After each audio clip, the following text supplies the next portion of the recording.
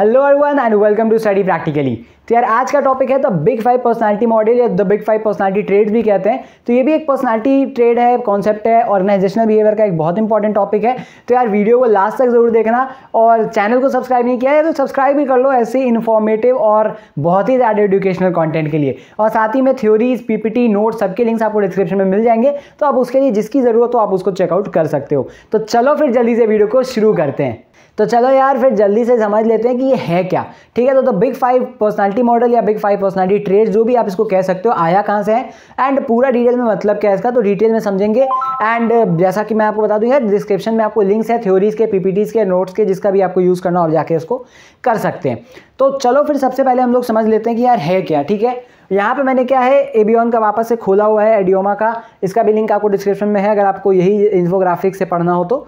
Ultimately है क्या, हम लोग सबसे पहले समझ लेते हैं कि यार देखो पर्सनालिटी के जो मॉडल है ना, अल्टीमेटली ये है एक ऑर्गेनाइजेशनल बिहेवियर का टॉपिक।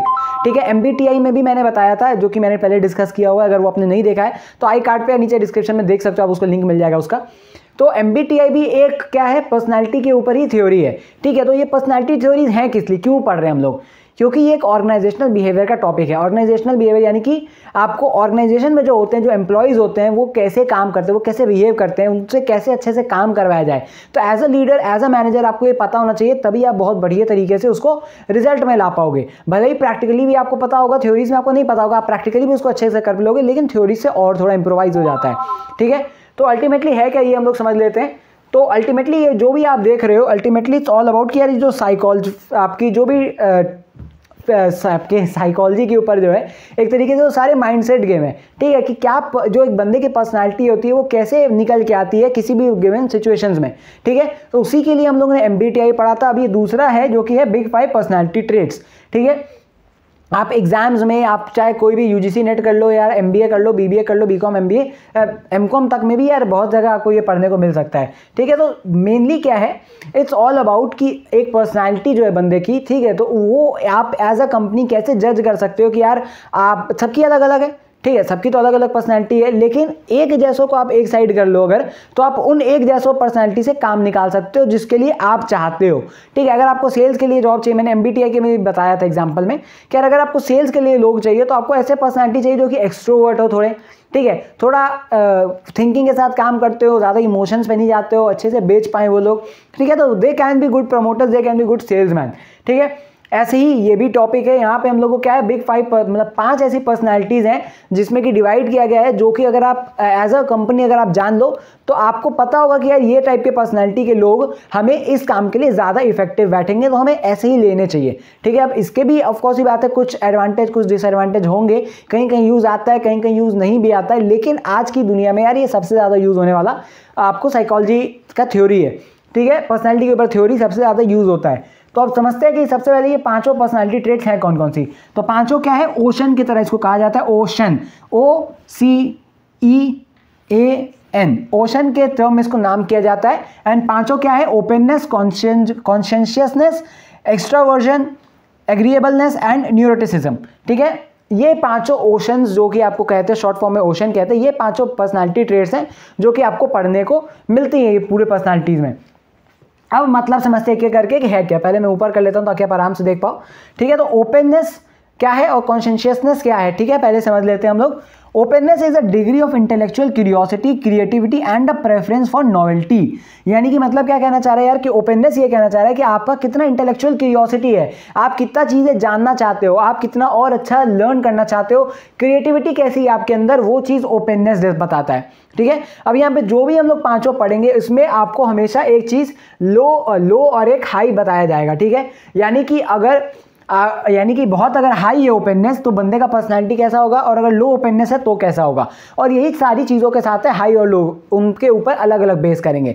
अब मतलब समझ लेते हैं, जैसे कि अगर बंदे के पास हाई ओपननेस है यानी कि ज़्यादा है, तो वो क्या है, वो आपको एक तरीके से इन्वेंटिव है और क्यूरियस है वो जानने के लिए, ये हाई का सिग्नल है।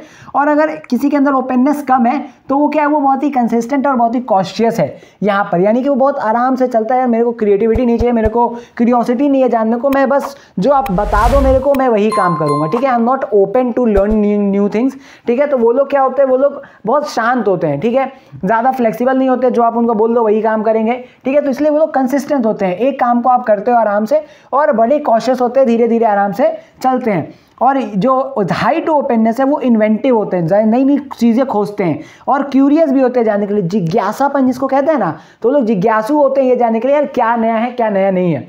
सेम चीज़ कॉन्शियसनेस, ठीक है, थोड़ा सा प्रोनाउंसिएशन में हार्ड है, मतलब क्या है, tendency to be organise and dependable, यानी कि आदमी जो है वो कितना ऑर्गेनाइज और कितना डिपेंडेबल है। अगर कोई हाई कॉन्शियसनेस का पर्सनालिटी वाला बंदा है, ठीक है, तो वो क्या होगा, ज़्यादा ऑर्गेनाइज रहेगा, ज़्यादा डिपेंडेबल रहेगा, बजाय कि लो जिसके अंदर है, ठीक है। सेम चीज़ आप यहाँ पे देख सकते हो, अगर कोई ऑर्गेनाइज रहेगा, अगर हाई टू आपको कॉन्शियसनेस है तो वो ऑर्गेनाइज्ड एंड एफिशिएंट रहेगा, और अगर वो लो की तरफ है तो वो इजी गोइंग एंड केयरलेस हो जाएगा, यानी कि वो उतना ऑर्गेनाइज नहीं रहेगा, वो उतना डिपेंडेबल नहीं होगा, ही वुड बी केयरलेस पर्सन। जबकि जो हाई टू कॉन्शियसनेस है वो ऑर्गेनाइज रहेगा, वो एफिशिएंटली काम करेगा। लेकिन जिसके पास कम है वो इजी गोइंग चिल पिल आदमी है, बोल दो ठीक है कर लेंगे यार, एक आध हफ्ते में तो कर ही लेंगे, वैसा नेचर होता है ना, तो वही चीज़, ठीक है। थर्ड की तरफ आते हैं जो कि है एक्स्ट्रावर्जन। एक्स्ट्रावर्जन यार मैंने MBTI में भी बताया था, एक्स्ट्रावर्जन है पर्सनालिटी ऑफ एक्सट्रोवर्ट, यानी कि जो ज़्यादा खुल के बात करता है। इंट्रोवर्ट क्या होता है, जो शाई है अंदर, ठीक है। एक्स्ट्रावर्जन क्या होता है, वही एक्सट्रोवर्ट वाला आदमी है जो कि खुल के किसी से भी बात कर लेता है, हंसी खुशी बात करता है यार, किसी से शर्माता नहीं है फर्स्ट टॉक करने में, कॉन्वर्सेशन को शुरुआत करने में, that is an extraversion personality, ठीक है। अब जिसके अंदर एक्स्ट्रावर्जन ज़्यादा है तो वो क्या होगा, वो एक्स्ट्रोवर्ट होगा, और जबकि जिसके अंदर कम है वो एक इंट्रोवर्ट हो जाएगा, यार वो बहुत कम किसी से बात नहीं करेगा, ठीक है। एग्जांपल जैसे मैंने दिया था, अगर आपको सेल्स का बंदा चाहिए, आपको एक लीडर चाहिए, आपको एक मैनेजर चाहिए जो कि सारी चीज़ों को मैनेज कर सके, तो यार अगर वो खुद से बात ही नहीं करने जाएगा, किसी भी अलग अलग टीम्स मान के, जो PR से बात करना, मैनेजर सेल्स से बात करना, फाइनेंस से बात करना, अगर वो खुद से बात नहीं करने जाएगा तो वो इंट्रोवर्ट पर्सनैलिटी वहाँ पे काम नहीं आएगी, लोग वहाँ पे उससे बात नहीं करने आएंगे। एज एन एक्सट्रोवर्ट उसको पूछना पड़ेगा जाकर, हाँ यार क्या हो रहा है, कैसे नहीं हो रहा है यार, ये काम करके दो मेरे को, ऐसे और अच्छा हो सकता है, ठीक है। दिमाग की मैं नहीं बात कर रहा, लेकिन अगर पर्सनालिटी वैसी नहीं होगी, अगर उसको अंदर से इंट्रोवर्ट होगा, then he would not be comfortable in talking to people, ठीक है। तो इसलिए एक्स्ट्रावर्जन अगर कोई ज़्यादा होगा तो क्या होगा, हाई टू एक्स्ट्रावर्जन में आउटगोइंग होगा, एनर्जेटिक होगा, बहुत ही एनर्जेटिक पर्सन, और आउटगोइंग यानी कि हर समय बाहर जाने वाला, घुलने फिरने वाला। और अगर वो कम होगा एक्स्ट्रावर्जन तो यानी कि इंट्रोवर्ट टाइप एक्ट करेगा, तो ही would be a reserved person, अपने अंदर ही, मतलब कुछ गिने चुने आदमियों के साथ बात करना, सॉलिटरी पर्सन। यहाँ पे क्या आउटगोइंग है, ये एक सॉलिटरी पर्सन बन जाता है कि यार ठीक है शांत है, अपना आराम से जो कर रहे हैं सो कर रहे हैं, ठीक है।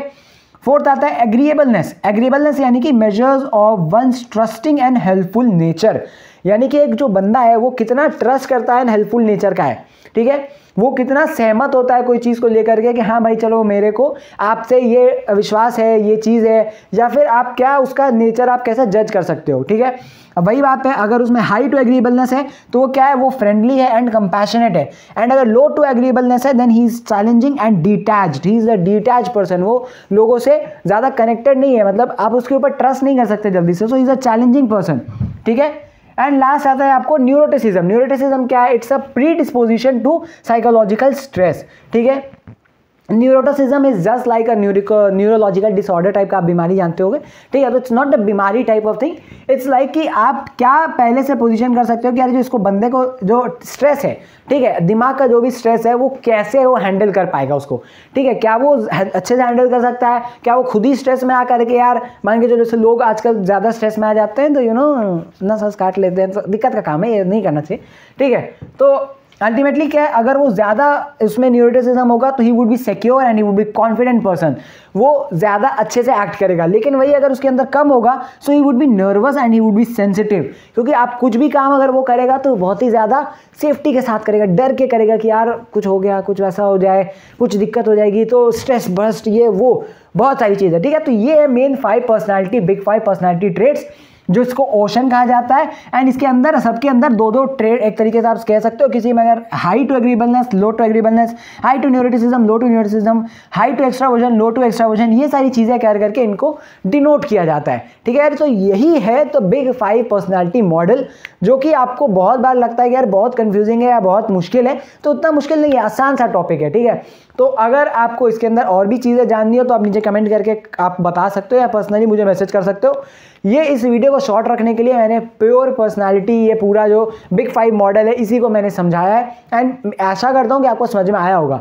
अगर नहीं आया तो भी आप कमेंट करके या मुझे पर्सनली मैसेज करके बता सकते हो, मैं पूरी कोशिश करूँगा आपकी मदद करने की। तो यार मिलते हैं तब तक के लिए और कोई इंटरेस्टिंग सी नई वीडियो में, तब तक के लिए bye bye, take care and जय हिंद, वंदे मातरम।